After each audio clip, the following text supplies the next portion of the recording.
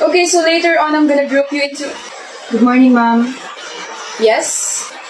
May I excuse Ellie Natividad? Boyfriend mo? No. Why? Bibigay ko lang po yung pagkain niya. Ako wala.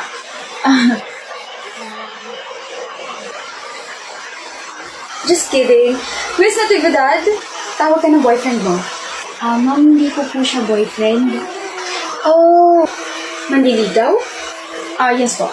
I am her sweetheart. Oh, how sweet. Go on. Hey, Hi. here. Thank you, Tom. That's your favorite. Ma'am, hindi ka magsasana all? No. Faster, Miss Natividad, may i-discuss pa ako. Yes, ma'am. Call me, okay? Thank you, ma'am. You're welcome. Bye. Bye. Mga kabataan nga naman ngayon. Miss mo na. Ayun, dala mo.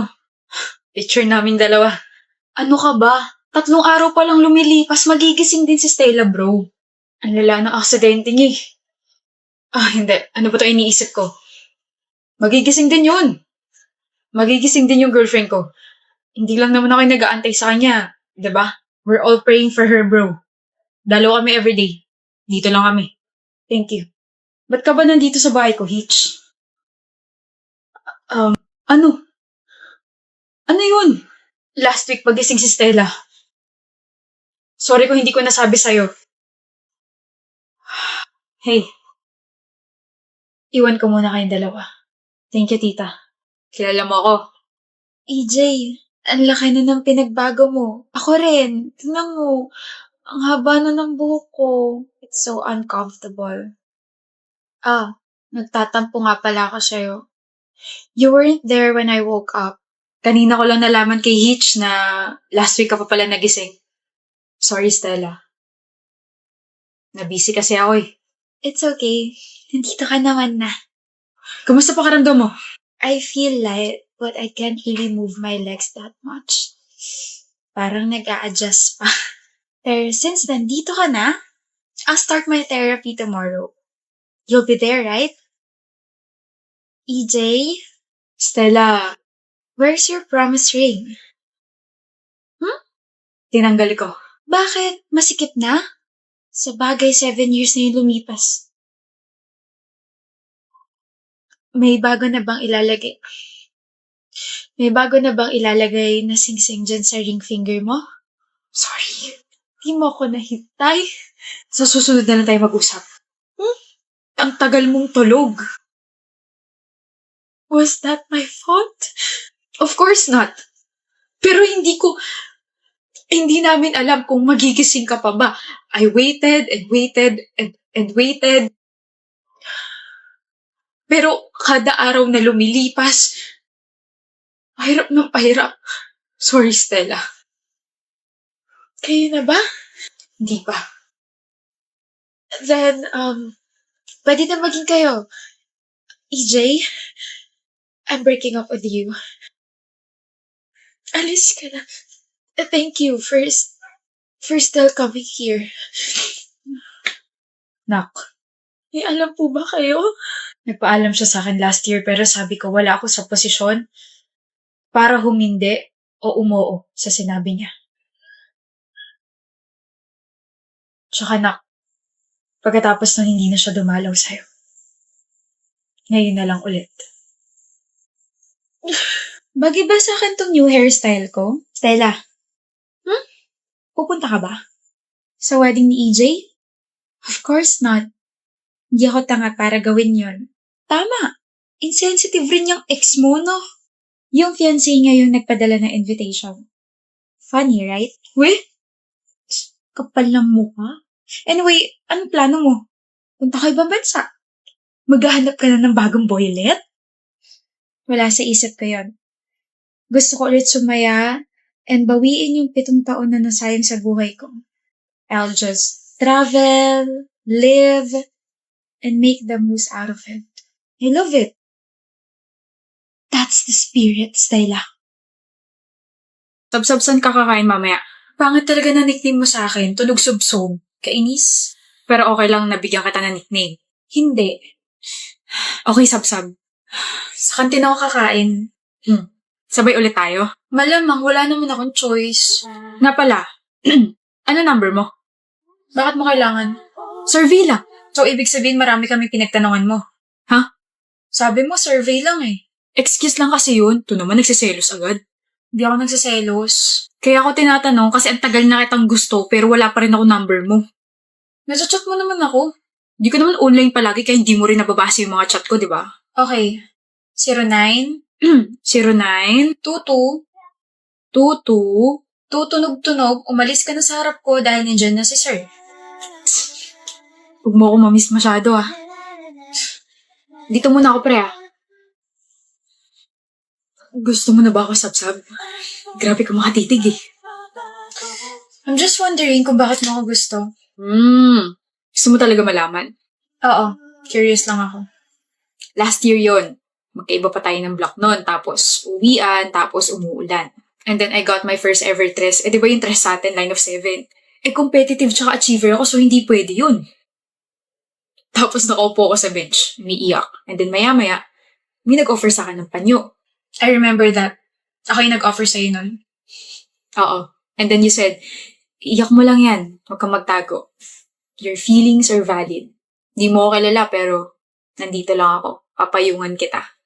Tapos nandun ka lang sa harap ko, pinapayungan ako. Dahil lang dun, nagustuhan mo na ako? Well, maliit na bagay para sa'yo, pero para sa akin, I needed to hear that. And I felt your sincerity. Na para bang dinadamayan mo talaga ako. Kasi sabi nila sa akin noong time na yun, buti raw tres yung nakuha ko samantalang sila bagsak. Tapos nagulat na lang ako, blackmate na kita ngayon? Na. Doon talaga nagsimula lahat. Sorry, ako nauna. Akin na bag ko, Clark. Akin na to. Ako nauna eh. That's move. Hahatid mo ulit ako. Oo. Magkaiba tayo ng way. Pero yun ang way to say hello to my future in-laws. Gosh, you're unbelievable. Gosh, you're so beautiful. Tigilan mo nga ako. Gustong-gusto nga kita tapos titigilan kita. Ayoko nga. Tsaka na kita titigilan kapag nireject mo na ako. Clark. Oh. Ano to? Number ko. Tara na. Okay. Kain na tayo, Sabsab. Mauna ka na. Pero sabay tayo palagi, di ba? Mauna ka na, sabi. Dali na. Kulit-kulit mo naman. Di ka ba makaramdam? Ayaw nga kitang kasabay kumain ngayon. Hindi. Ayaw na kitang makasabay kumain kahit kailan. Kaya umalis ka na sa harapan ko dahil nakakaasiwa ka. May nagawa ba ako? Alis na. Sabrina, may nagawa ba ako? Wala. Wala, pero ganyan ka sa akin. Okay naman tayo kahapon ah. Stop it. Eto na ba yun? Ire-reject mo na ba ako? Oo, kaya tigilan mo na ako. Okay. Nga pala. Kainin mo pa rin tong lunch na ginawa ko for you. Yun lang. Pang ilan na yan? Pang-anim na. Hindi mo pa rin alam kung sino naglalagay? Hindi ko mo tsempohan eh. Tinry ko pumasok na maaga pero nakapatong na agad yung flower sa desk ko. Kaka-intriga naman, kainis. Sana all. Chad? Oh. Ikaw ba nag-iiwan ng mga flowers sa desk ko? Natanggi ko yung desk mo. Nalaglag to bulaklak kaya pinulot ko. Oh. Awe. Tunog dismayado ka yata. Ine-expect mo ba ako naglalapag ng mga basurang bulaklak dyan sa desk mo? Basura? Oo, bakit? Hindi lang yan yung basura. Pati yung nagbibigay, basura rin. Di ka man lang mabigyan ng totoong bulaklak. Bitter ka lang siguro. Hindi ako bitter. Bitter ka, Chad. Bakit ako magiging bitter ako nakapag-break sa'yo? Visit? Bakit ba ako nakikipag-usap sa'yo? Bakit nga nakipag-break ka sa akin? Girl, walang iniwan na bulaklak sa desk mo ngayon. Bakit kaya? Obligado ba yung taong yun na mag-iwan? Oo, hindi man lang pinaabot sa Valentine's. Ay, nabitin kilig ko. Olivia, pupunta kaming mall. Sama ka? No, may pupuntahan ako eh. Sino kaya yan? Tao po. Tao po. Ano ba yun? Chad, ginagawa mo rito. Absent ka kasi. O ano naman sa'yo? Ngayon ka lang umabsent so I got worried. Ay, mas ka na. Well, hindi ako aalis hanggat hindi mo inaaman na ikaw talaga yung naglalapag ng mga bulaklak sa desk ko. Nagsasabi mo dyan, bakit ka may hawak na bulaklak na katulad nun sa akin? Anak ng gatas naman. Easy. Oo na, sa akin galing yung mga yun. Okay na, umalis ka na. Mahal mo pa rin ba ako? Anong klaseng tanong yan? Chad naman ni, kailangan ko malaman. Kailan ba ako tumigil na mahalin ka? Uy, bakit ka nakapag-break sa akin kung ganon? Tinawag mo pang basura yung mga handmade flowers pero ikaw rin pala yung gumawa nun.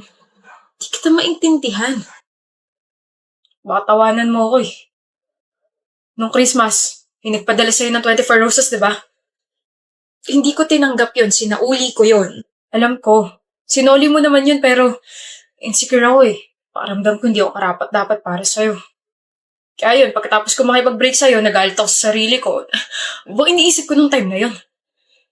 Tapos napagdesisyonan ko na mag-part-time sa isang fast food chain para kapag nagbalikan na tayo, may mabibigay na ako sa'yo. Tapos bumili ako ng materials pang crochet kasi yun yung kasya sa budget ko eh.